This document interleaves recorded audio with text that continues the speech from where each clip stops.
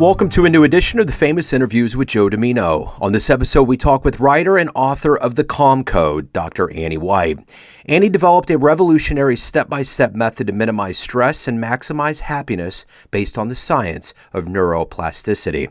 Her mission is to help listeners by giving them actionable tips they can use right away. She has a doctorate in Eastern medicine and developed the rewiring method for her patients. Then she went through a tough time where she saw for herself what high stress can do to a mind. She was anxious, irritable, down, you could say a nightmare on feed, and she almost lost her marriage. Everything turned around after she used the tools in her book. Once she saw how well they worked, it was her mission to get them to everyone who needed them. We cover this and so much more. Enjoy this interview. Thank you for taking a minute out. I appreciate it. Of course. So before we get into your life as an author and as a writer, I want to begin with COVID. I want to ask how you survived that winter. I know writing tends to be more of a solitary, profession, but it's, we're a world community here, and I know it affected everybody in a different way. So how did you survive it, and how did that process, now that the world's opening up, change the way that you live your life and conduct business? Well, I survived it through, actually, my book and the tips in my book. It's great because it's a step-by-step method to dramatically lower stress and anxiety. So it really helped me during the pandemic. And I'm a little bit lucky because I can be more of an introvert. And the pandemic, of course, affected me, but it didn't affect me to the level that I saw it affect other people. And I guess it helped me be more aware of the mental health issues that people can have that they don't talk about. I think that the pandemic helped people be more real about that and about their challenges and how life affects them. It's interesting you say that, because I think there's always kind of this like Robin Williams thing where it's like, oh, if you're depressed, get over it. There's this mental stigmata that I think people have where it's like, if you say mental illness or depression, you feel like it's something that's beyond clinical. It's just a mood you're in. So I think probably what happened, and I noticed during this time, was that the actual real etymology of how it's not just something you shake off, but it's something that you really have to work through, whether it's therapy or meds or whatever it is, to get to a better place. Does that kind of resonate with you a little bit? Yeah, 100%. I mean, there's even studies that have shown the pandemic not only made anxiety and depression worse, it actually caused it. And that's the stress of the pandemic, because stress can actually cause anxiety and depression. So when people go through a high stress time, those can result, and it's a real thing. Yeah, and it's interesting, too, because, right now that we're coming out of it, and even with us kind of watching the world open up and get back to things that we were used to before, I think it's going to take a while for us to be able to pull back the microscope into a macro lens to analyze the PTSD or the post-PTSD, because I think we're all kind of still in levels of shock of coming through it, and not quite sure, because there was times during this pandemic where we were like, okay, everything's good, we got a vaccine, it's slowing down, then a variant comes in. So it's almost kind of like the baby Albert, white rabbit, bells ringing kind of a thing, where I don't know that people are really quite 100% yet. And the bells ringing thing is because all of these stressful thoughts can actually wire your mind along those pathways. Neuroplasticity and the science of the brain has proven that. So if people come out on the other side of a pandemic or on the other side of a very stressful time, and their thoughts automatically go to that worry pattern or that stress pattern, anxiety pattern, and even a depression pattern, it's because their mind has been inadvertently wired that way with every single thought. So let's get to the basis of who you are, what you do. I'm going to put you in front of a bunch of third graders at a career day, and one of the kids looks up at you and says, what do you do for a living? How do you answer them? I help people dramatically lower their stress and anxiety. When you were in the third grade, what did you want to do when you grew up? I wanted to be Barbra Streisand. Are you happy with how it turned out? Yes, I am happy with how it turned out. I think it would have been really fun to be Barbra Streisand, but I didn't become Barbra Streisand. So I get to help people, and I love doing that. tell me a little bit about, in our lives, we have these seeds, these beginnings. Talk to me a little bit about where you were born and raised and how some of these seeds got planted in you to become who you are today. Well, I was born in St. Louis, Missouri. And even as a little girl, even when I had that Barbra Streisand dream, it was because I wanted to help people. I thought that I could use, my Barbra Streisand-ness I used to say, to help the poor people. But I always had this burning desire to help other people out. And it's not because I thought I had it all figured out or I thought that I was better, but I just had this very altruistic sort of bent to myself. And that played out through my entire life. I mean, I had different jobs along the way and finally went and studied and got my doctorate in traditional Chinese medicine because I wanted to help people heal. And that's how I figured out, the method that I'm using today to help people. Yeah, I'm kind of up the street from you. I'm here in Kansas City, Missouri. You're like our cool sister. Yeah, with the euphoria that we're feeling with the football right now, I just feel really bad about St. Louis. The last time it's not the last time. I was there last year. My son's in Special Olympics, so we went to St. Charles, and there was a tournament. We had a great time. But I remember, this was some years ago, I remember I stayed at a hotel. I think it was at Union Station, and there was just this big, weird, almost secretive meeting. And it was when they were trying to figure out if they were going to build a new stadium and keep the football team there. And I just think how awful that has to feel for a city to just have an entire franchise move. And then a place like LA that really honestly has enough sports teams. And do they really need anything more? It's just, the whole thing's strange to me. It is, except, at the end, in the beginning, the Rams were great in St. Louis, but at the end, it wasn't working.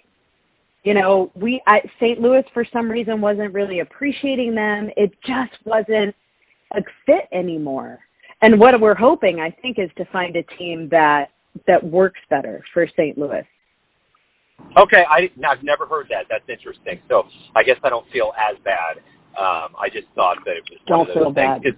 Well, the one thing they talked about with the Chiefs, and it may change the narrative now that they're going to the Super Bowl again, was they were wanting to move its state lines into Kansas, which, we're in the metro area, but it would still kind of change a level of the fabric and the history. But, all of that's for a bunch of billionaires that have access to determine for all of us down here just trying to live our lives. So we'll see what happens. Well, it's good. And you guys have Mahomes now, and they can't move it. It's working amazingly well. Yeah, it certainly is. So let's get back to your life. Speaking of Mahomes and big things, who's been a hero or a role model for you in your life consistently? This might sound a little bit cheesy, but my parents.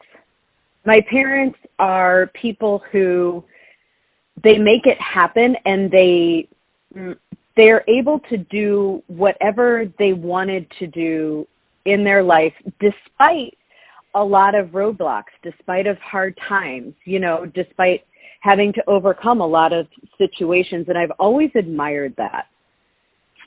So if you could meet anybody on the planet that's alive right now and talk to them, who would it be? Who would you love to meet and talk to? Oprah. I know, but Oprah. I think she is one of the most generous, beautiful, amazing people on our planet right now. She's done so much to help everyone here, and I just think she's fabulous. So there was one interview that I had with somebody where I had to say anybody but Oprah because they actually were on Oprah's show. So there you go. Because they already were, yeah. Yeah, it's like take that off the bucket list and move on. So, I'm curious in your capacity of giving. There's a level of what you do that's not in a regular realm of, not giving a lot of yourself to helping other people out. So how do you take that pie chart and parlay it out to where you give the client what they need to help them, but you also maintain and save some for yourself to keep yourself going?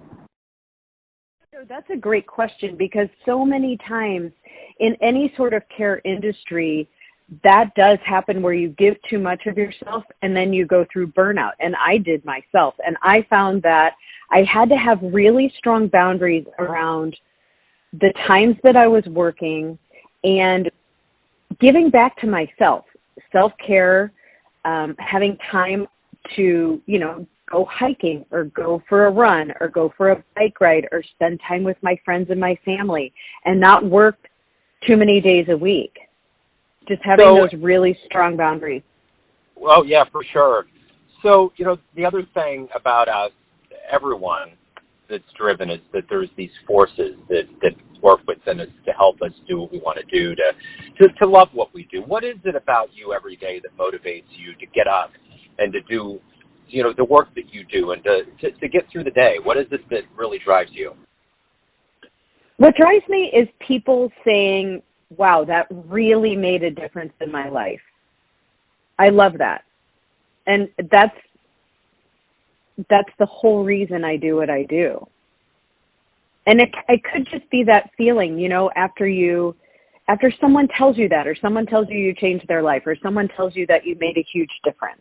Yeah. So, well, in that context there, tell me what's been one of the best client responses you've ever gotten that's resonated, that you've always remembered after all these years. There's so many. Well, are you talking about the book, or are you talking about my my practice, or it could be either. Yeah, it could be any work that you've done that really stands out. So many people have told me about the book that as they were reading it, they watched things change. And then they watched their lives change, and their lives became like a happier place to be in general. They were less stressed, the anxiety left, and even any depression, it helped with that. And that means so much to me because I spent over a decade, figuring out the science behind this book and using these practices with patients. And the fact that it's doing its job, it just means so much to me. It means that I didn't waste my time. So I'm curious, we all, as a writer, we all have these moments with art. What was the book for you, the first book that really opened the window and the door up for you? Well, if we're talking about general well-being, it would be The Power of Now. Absolutely loved that book, and I'm honestly will tell you, I think I read it for 5 years in a row. I just kept going over different sections of it. And it helped me be more present in my life, and I loved it. So when you get to the end of the proverbial day, how do you quantify a really good day for you? I'm going to say by my vibrational frequency. And that just means, in general, how high was that vibrational frequency? And it's not necessarily just happiness or joy. It's also, like you were saying, getting some, words of affirmation from people, or feeling like I've done the work that I need to do, some satisfaction from that, feeling like my heart is full.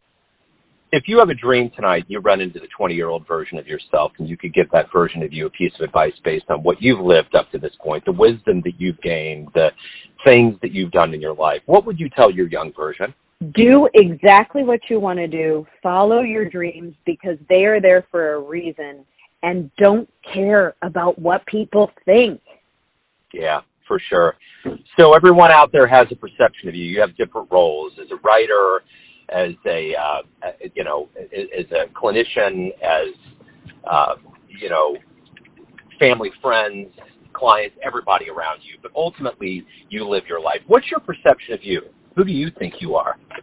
Well, that's a good question. I think I'm a human with a really good heart. I think people would say that. I think they would say she has a really good heart, and she cares, and she'll go that extra mile for other people. That's a good question. No one's ever asked me that before. Oh, good. I like it. Yeah, I like it. So if anyone wants to read your work, learn more about you, your services, anything that you do with your life, where is the best place on the web for them to go? I would say my website, which is Dr. Doctor, Annie, ANNIE, White.com. there's links to the book on there and some explanations as to why it works so well and the science of the brain and things like that too. Excellent. Annie, hey, thank you very much for taking time out. Good luck with everything. Have a great year. I appreciate it. Thank you so much. Thanks for having me. Thanks for tuning in to another famous interview with Joe Dimino, where we cover the world of art, literature, business, spirituality, music, and more from around the globe. If you want to hear more interviews, visit the Famous Interviews with Joe Dimino channel on YouTube. You can also find us on Spotify and Apple Podcasts. Thanks again for listening, and until next time.